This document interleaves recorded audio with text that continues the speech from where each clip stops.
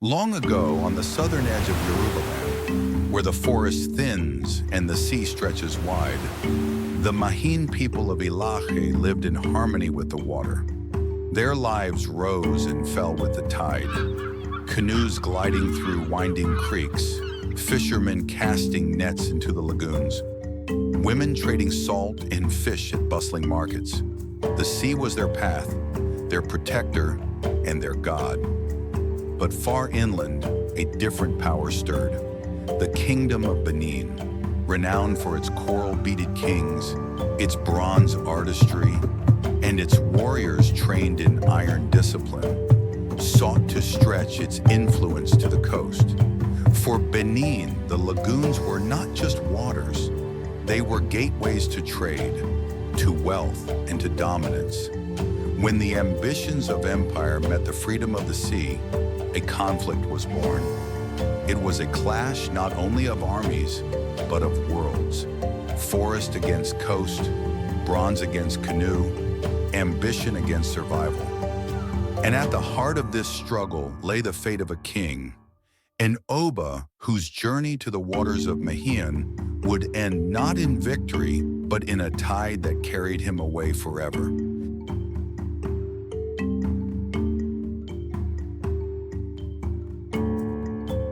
The Mahin lived by the ocean's edge, their lives bound to the tide. They were fishermen, salt traders, and canoe warriors who knew every hidden creek. They honored Olokun, the deity of the sea, and believed the waters both gave life and guarded them from enemies.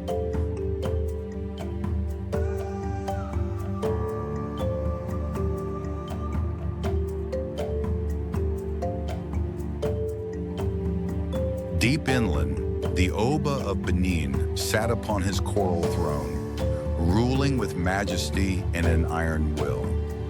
The Kingdom of Benin, famed for its artistry in bronze and its armies of discipline and precision, had already stretched its reach across much of the forest lands. By the mid-1500s, Oba Ehengbuda turned his gaze toward the coast.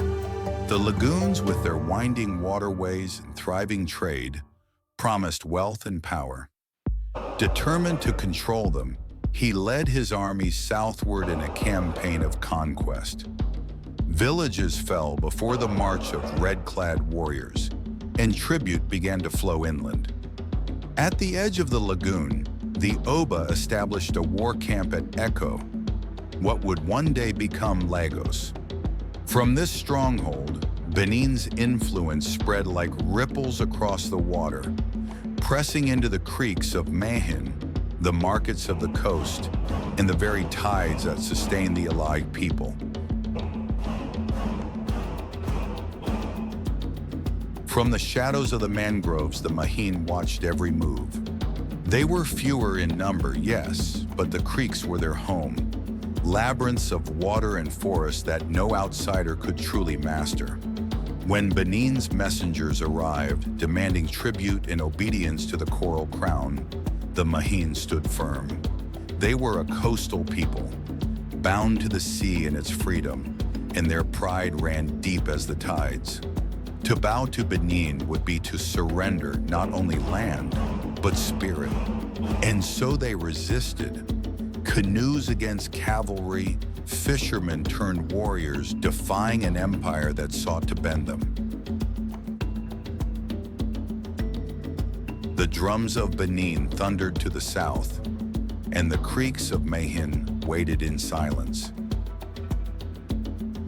The battles that followed were unlike the grand clashes of empires fought on open plains. These were wars of water and shadow, fought in tangled mangroves and shifting marshes, where every creek could hide in ambush and every tide could turn friend into foe. Canoes glided silently through narrow channels, striking and vanishing into the reeds. Spears and arrows flew from behind curtains of roots, while swamp and current swallowed the unprepared. Here, the land itself became a weapon, and the waters of Mahin chose no master. When Benin soldiers pushed through the swamps, Mahin fighters struck from shadows. They ambushed from canoes, loosed arrows from mangrove roots, and disappeared into tidal channels where armored soldiers drowned. For every spear Benin carried, the tide carried back Mahin resistance.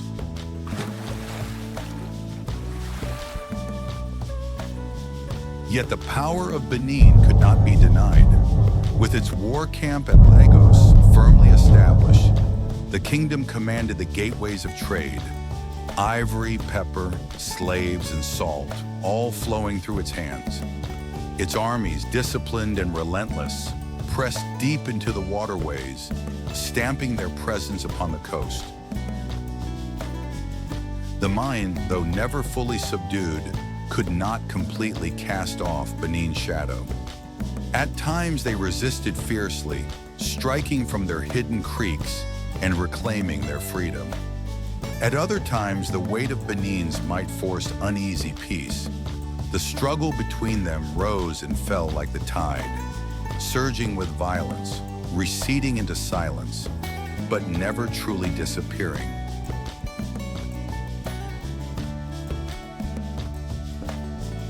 Oba Ehengbuda, heir to the line of Ehengbuda, came to the throne in the latter half of the 1500s.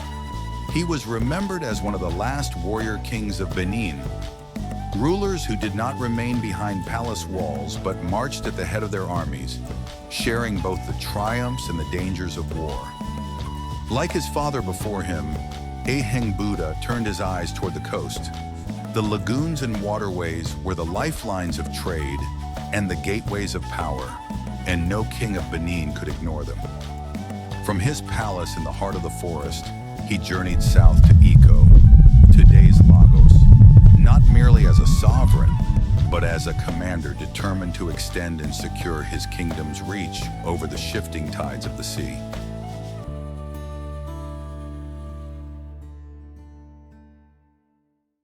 But on his return from the coast, fate itself seemed to rise against him.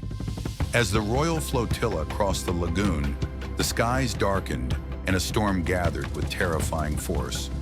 Winds howled through the mangroves, waves rose like walls, and thunder rolled across the water. Lightning split the night, illuminating warriors struggling to steady their canoes against the raging tide. In the chaos, the royal vessel was struck. The great canoe that bore the Oba pitched violently, then overturned. Amid shouts, crashing waves, and the splintering of wood, Oba Ehengbuda was thrown into the churning depths. The waters closed over him, and though his attendants searched desperately, his body was never recovered. Thus the sea claimed a king of Benin, leaving behind only whispers, sorrow, and the memory of a monarch lost to the tide.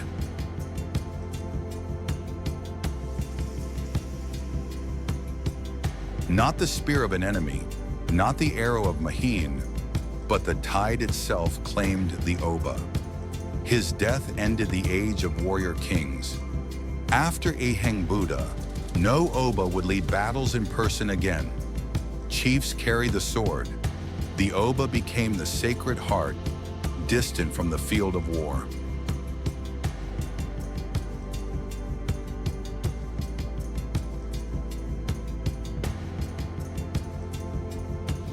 The Mahin endured in their creeks and lagoons, unbowed in spirit though pressed by empire. The Benin reigned in power and splendor, their coral crown casting a long shadow across the coast. Yet above them both, the sea endured, ancient, unyielding, and eternal. This was a story of resistance and of empire, of waters that sheltered the weak and swallowed the mighty. For in the end, even kings who wore coral crowns could be humbled by the tide. This is the legacy of the Mahin tide and the Benin crown.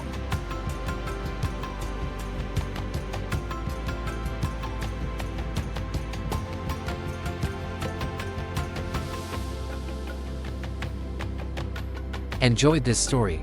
Please subscribe to our channel for more powerful African histories. Don't forget to like this video. Share with friends on social media so more people can learn these untold stories. More epic stories are coming soon. Stay tuned.